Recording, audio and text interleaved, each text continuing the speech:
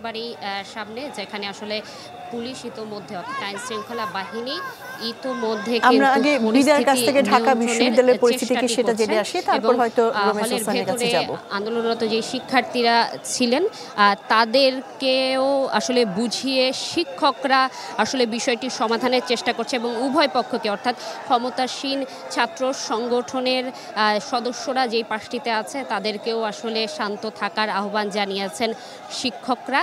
একই সাথে শিক্ষকরা কিন্তু আন্দোলনরত যেই সাধারণ শিক্ষার্থীরা ঠান্ডা করার বুঝিয়ে পরিস্থিতি নিয়ন্ত্রণের একটি চেষ্টা চালিয়ে যাচ্ছে শিক্ষক, একই সাথে আইন শৃঙ্খলা বাহিনীর সদস্যরা। কিছুক্ষণ আগেও কিন্তু ঠিক এই যেই স্থানটি রয়েছে এখানে দুপক্ষের ইট পাটকেল ছোড়াছুড়ির পরিস্থিতি বিরাজমান ছিল। সকালেই আসলে আজকে পূর্ব ঘোষণা অনুযায়ী তারা তাদের যেই কার্যক্রম ছিল সেটি ঢাকা বিশ্ববিদ্যালয়ের রাজু ভাস্কর্যে শুরু করে এবং তার পরবর্তীতে এটি আসলে একটি হলে এক শিক্ষার্থীকে আহত হওয়া মারধরের ঘটনাকে কেন্দ্র করে সামনে এগিয়ে যায় এবং সেখানেই কিন্তু মুখোমুখি হয়ে যায় ক্ষমতাসীন ছাত্র সংগঠনের সদস্য এবং সাধারণ শিক্ষার্থীরা। সেখানে মারধর, হামলা এবং ইট পাটকেল ছোড়াছুড়ির পর আসলে আহত শিক্ষার্থীদেরকে ঢাকা মেডিকেল কলেজে প্রাথমিক চিকিৎসার জন্য নিয়ে আসলে সেখানে পুনরায় তারা তর্কে জড়ায় এবং সেখানেও ইট পাটকেল ছোড়ার মতো ঘটনা ঘটে। এর কিছু ঠিক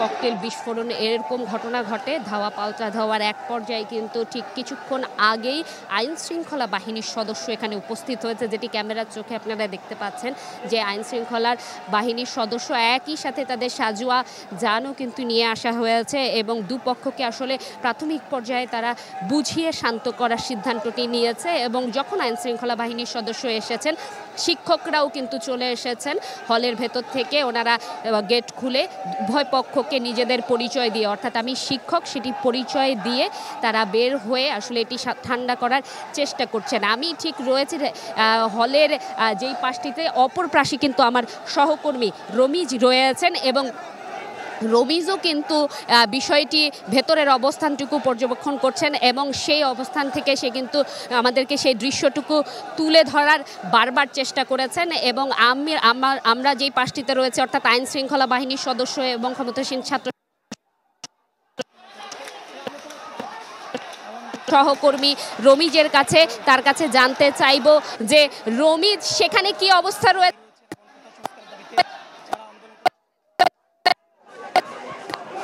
বিদায়, আমার সহকর্মী এখানে বলছিলেন আসলে এখন আমরা দাঁড়িয়ে রয়েছি এই যেই ডক্টর মোহাম্মদ শহীদুল্লাহ হল।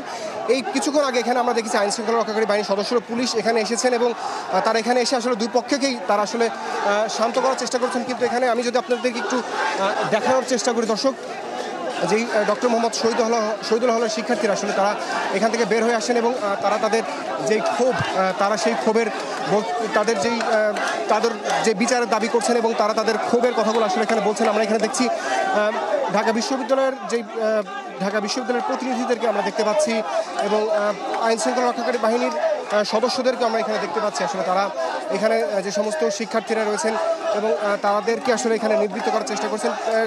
প্রায় 4:30টার পর থেকে শুরু হওয়া এই দুপক্ষের মধ্যে সংঘর্ষ চলতে চলতে এখন প্রায় 7টা বেজে গেছে। কিছুক্ষণ আগেই আসলে এখানে আমরা দেখেছি আইন শৃঙ্খলা রক্ষাকারী বাহিনীর সদস্যরা এসেছেন এবং এর মাঝখানে কিন্তু ধাওয়া পাল্টা ধাওয়া থেকে শুরু করে ইট পাটকেল নিক্ষেপ দুই পক্ষের মধ্যে অনেক কিছুই কিন্তু গড়িয়েছে। এখানে আমরা দেখেছি যে উপর থেকে এই শহীদুল্লাহ হলের ছাত্ররা উপর থেকে যখন ইট পাটকেল নিক্ষেপ করছিল তখন কিন্তু নিচে ছাত্রলীগের যে সমস্ত নেতাকর্মীরা ছিলেন তারা সেখানে অবস্থান করছিলেন।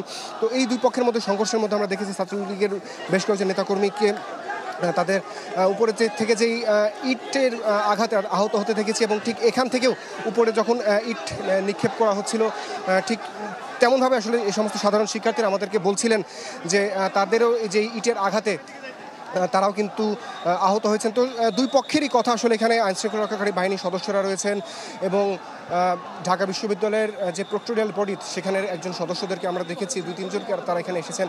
তারা আসলে দুপক্ষের মাঝখানে এসে আসলে তারা মধ্যস্থতার চেষ্টা করছেন এবং যাতে এতক্ষণের যে ব্যাপী যেই সংঘর্ষ, এই সংঘর্ষটা যাতে এখনই এখান থেকে থেমে যায়, পরবর্তীতে যাতে এই সংঘর্ষ আর না বাড়ে সেই চেষ্টা আসলে তারা করছেন। আমরা দেখতে পাচ্ছি বিপুল সংখ্যক আইনশৃঙ্খলা রক্ষাকারী বাহিনীর সদস্যরা এখানে উপস্থিত রয়েছেন এবং তাদের যে সাজোয়া যান সেটিও কিন্তু রয়েছে। কিন্তু এখন পর্যন্ত আমরা কিন্তু কোনো পক্ষের উপরে আসলে পুলিশের কোনো ধরনের কোনো হস্তক্ষেপ বা কোনো ধরনের কোনো অ্যাকশন নিতে আসলে আমরা দেখিনি। আপনারা দেখতে পাচ্ছেন যে এই আইনশৃঙ্খলা রক্ষাকারী বাহিনীর সদস্যরা যেখানে দাঁড়িয়ে রয়েছেন ঠিক তার পেছনে কিন্তু ছাত্রলীগের যারা নেতাকর্মী রয়েছেন তাদের মধ্যে যারা আসলে এতক্ষণ ধরে এই যে শহীদুল্লাহ হলের শিক্ষার্থী এবং আরেকটি যে পক্ষ তাদের মধ্যে যে সংঘর্ষ ছিল তারা কিন্তু এখন দুই দিকেই তারা অবস্থান করছেন।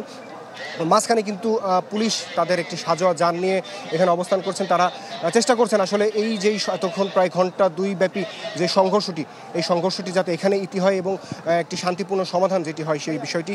যদিও আমরা এখানে ছাত্রলীগের যে সমস্ত নেতাকর্মীরা আছেন তাদের একজনের সাথে কথা বলেছিলাম, তারা আসলে বলছিলেন তাদের যে অভিযোগ, সেই অভিযোগ যে তারা আসলে সাধারণ শিক্ষার্থীদের নামে দেশকে অস্থিতিশীল করার পায়তারা করছে একটি মহল, যেখানে তারা আসলে বিএনপি জামাতের যে সমস্ত ছাত্র সংগঠনগুলো রয়েছে তাদের কথা আমাদের দিকে বারবার আঙুল তুলে দেখিয়েছেন যে এরা আসলে এই যেই বর্তমান যেই কোটাকে সংস্কার চেয়ে যেই আন্দোলন, সেই আন্দোলনকে সহিংসতা রূপে নিয়ে গেছেন তারা।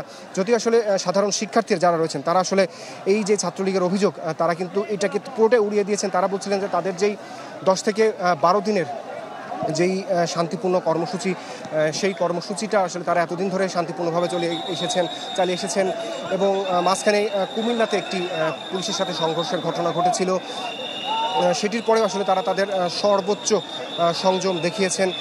যেই সংযমে আসলে তারা চেয়েছিলেন যে একটি শান্তিপূর্ণ সমাধান, তারা কিন্তু কালকে গণপদযাত্রা কর্মসূচি চালিয়েছেন। সেই গণপদযাত্রা কর্মসূচির পরেও তারা আসলে চাচ্ছিলেন যে একটা শান্তিপূর্ণ। রমিজ হুসাইন আমাদের সাথে যুক্ত হয়েছিলেন ঢাকা বিশ্ববিদ্যালয় ক্যাম্পাসের এক অংশ থেকে, এবং সেই সাথে সাথে আমাদের আরেক সহকর্মী জুমাতুল বিদা তিনিও আরেক প্রান্তে অবস্থান করছিলেন। আমরা দেখতে পাচ্ছি যে ইতিমধ্যে আইনশৃঙ্খলা বাহিনীর সদস্যরাও সেখানে উপস্থিত হয়েছেন এবং তার সাথে সাথে ঢাকা বিশ্ববিদ্যালয়ের শিক্ষকরাও এগিয়ে এসছেন। এখন পর্যন্ত তারা সংঘর্ষের যে আবহ সেটা কিছুটা দমিয়ে আনার বা প্রশমিত করার চেষ্টা করছেন।